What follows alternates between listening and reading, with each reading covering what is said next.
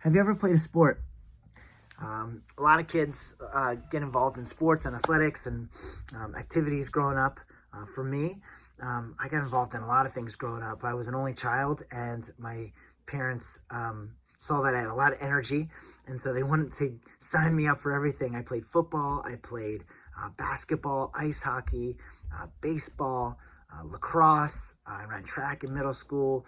I signed up for tennis lessons and golf lessons. I played roller hockey. And then I also did like the plays and art classes, and just got involved in so many different things, right? In fact, out of all the games, I tallied it up once. I'm well over 2,500 events, games, track meets over the years, right?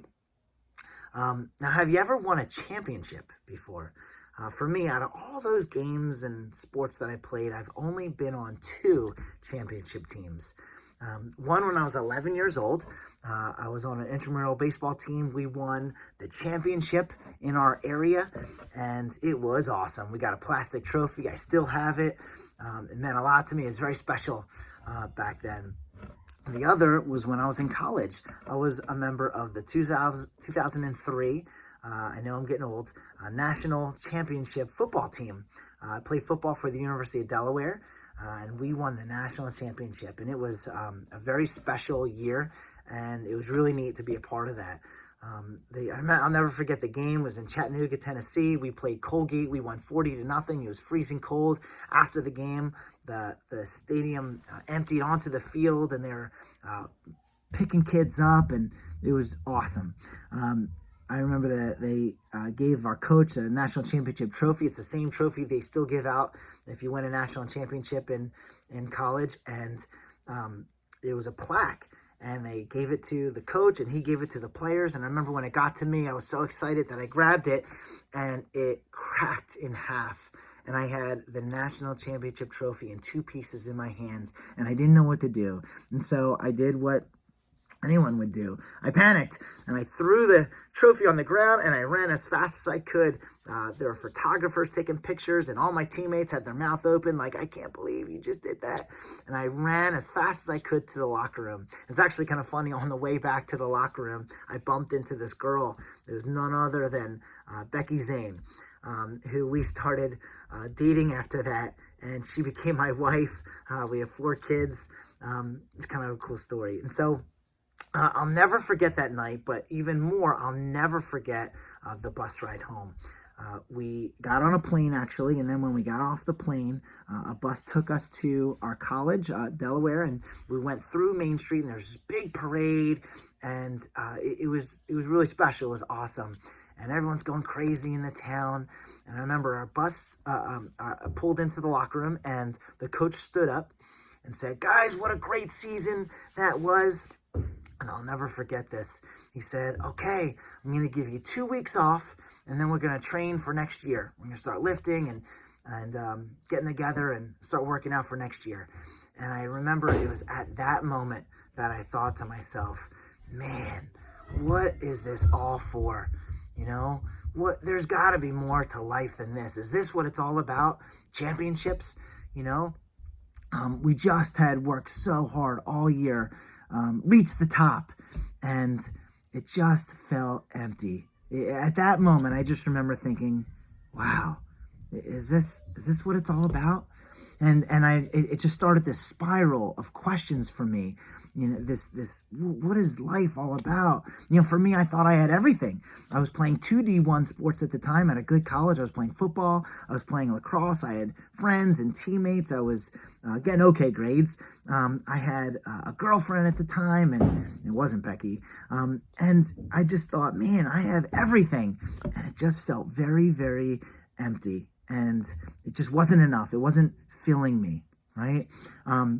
It's actually a quote that I really like by a guy named Ravi Zacharias, who recently just died. He's a famous evangelist. He said, "One of the loneliest moments a man will ever experience is when he achieved what he thought would give him the ultimate, and it lets him down." And that was me. My whole life was seeking my own glory, to be important, to be special, to be remembered and valued, and achievement. and I achieved it. I was on something great, and it just wasn't enough. Like I said, it made me feel very empty. There's a passage in the Bible which I love, where Jesus has an encounter with a man that is going through similar things. It's the rich young ruler. Maybe you've heard of it. It's in Mark chapter 10, and it goes from verse 17. And we can assume a lot of things already about this man. He was rich, he was young, and he was a ruler. So he had power. He had his good looks probably. He had a lot of money. And so,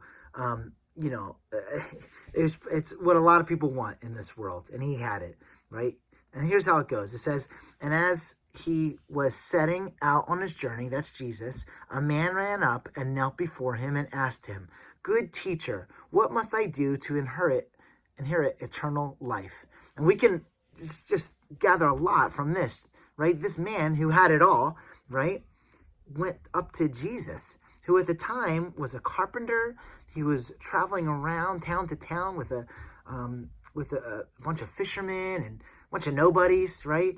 And so this rich young ruler goes up to Jesus, at the time was nobody, and asks him, right, what must I do to have eternal life? In other words, what's the meaning of life? Or, how do I go to heaven, right? Big questions, right? And so he obviously wanted more. What he had wasn't enough, right? He goes to Jesus for answers.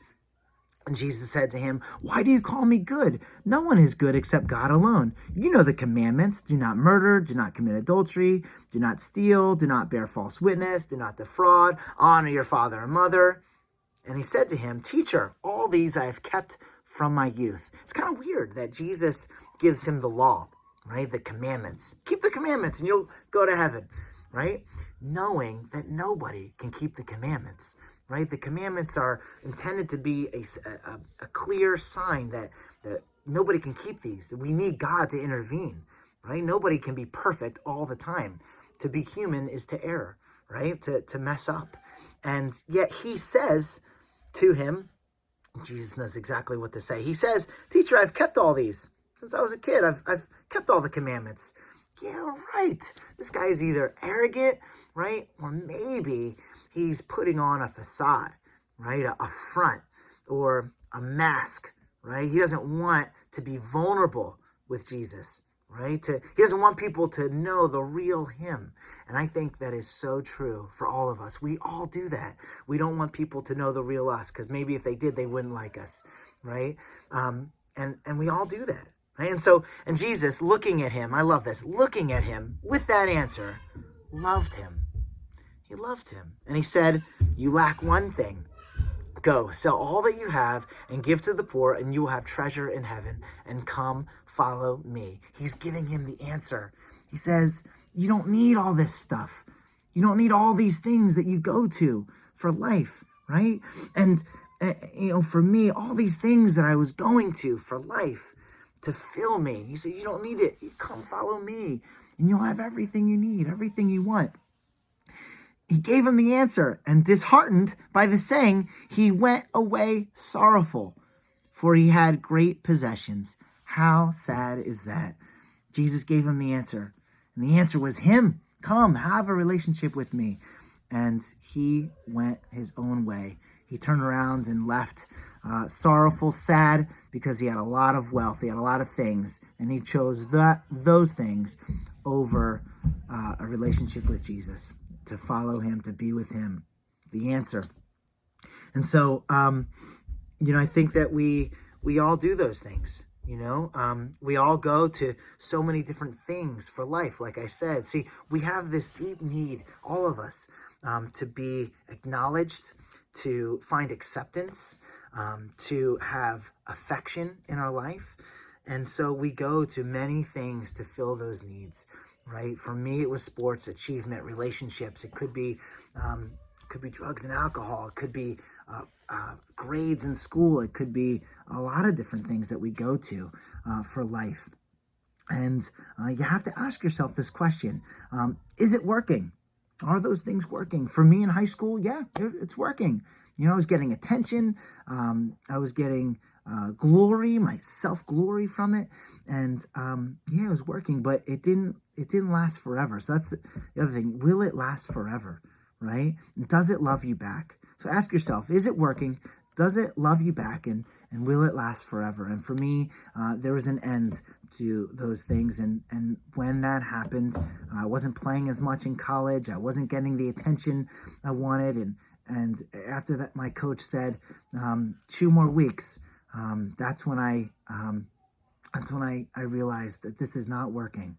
It's not filling me. I had this deep void inside of me. It right around that time, I had 3 people in my life inviting me into a Bible study, an athlete Bible study. It was a chaplain that would come into the locker room. He was an old guy, yet so bold and cool, and he kept inviting me and anybody that would come to a athlete Bible study, and I just politely said, no, thank you, not for me. But also, there's another person. I was also playing lacrosse. My coach in lacrosse, he was a Christian, and he would invite me into this athlete Bible study as well. And he was so kind, and I said no for a long time, and I finally said yes. And then he invited me over to his house, and we would talk, and his wife would give me ice cream, and I'd ask him all types of questions. And we met for a year. And then also around that time, there was a trainer. I was hurt. My back was hurt, coincidentally, and she invited me into this study. And I noticed that these 3 people were so kind and nice. And I finally went, and I realized over the next 2 years that Jesus was somebody that I could trust, that there were answers to my questions. And in that time, I started a relationship with Jesus, and I've been growing in that ever since. And so, unlike the rich young ruler, I didn't walk away. And my hope and my prayer for you is that you won't either.